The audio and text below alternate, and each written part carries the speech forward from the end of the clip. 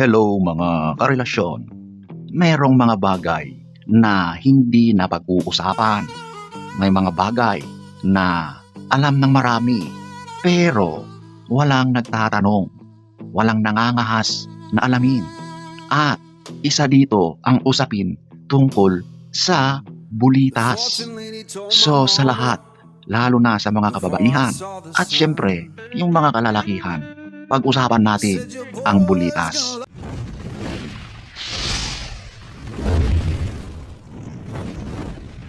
So mas makaka-relate dito ang mga kababaihan kasi maaring hindi nyo alam na yung partner nyo ay meron na palang ganito sa kanyang hayop.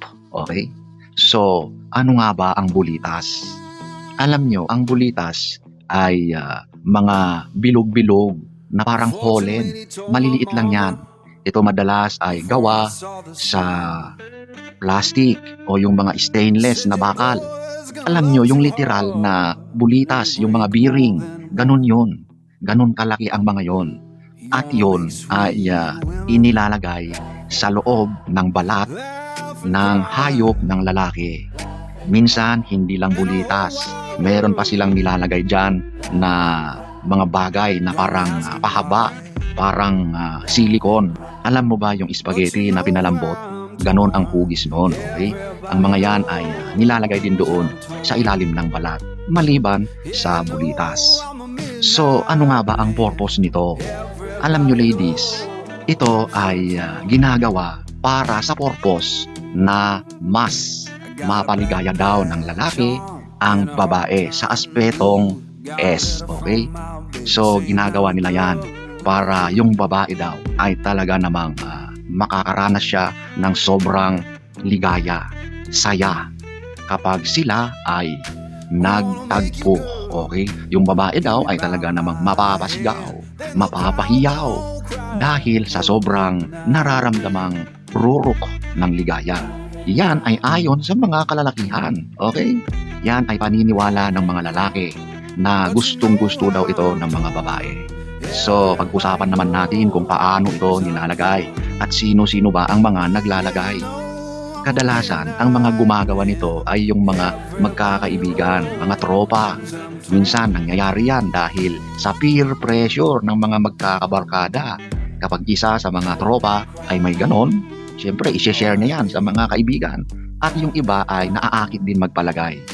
So, ang ginagawa dito is sila rin mismo ang naglalagay sa kanilang mga kaibigan.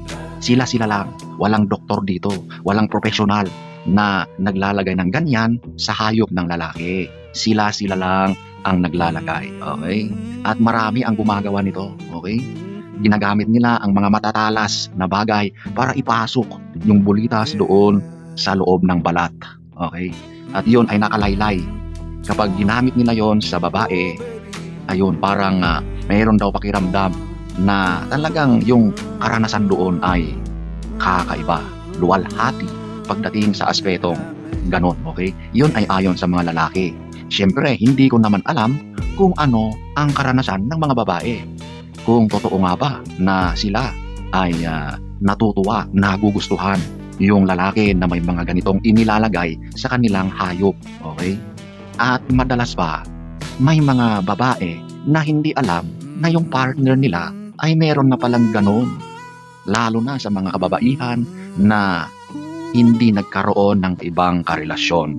Kumbaga, yung partner nila, yun na lang ang kanilang naging partner simula't sa pool.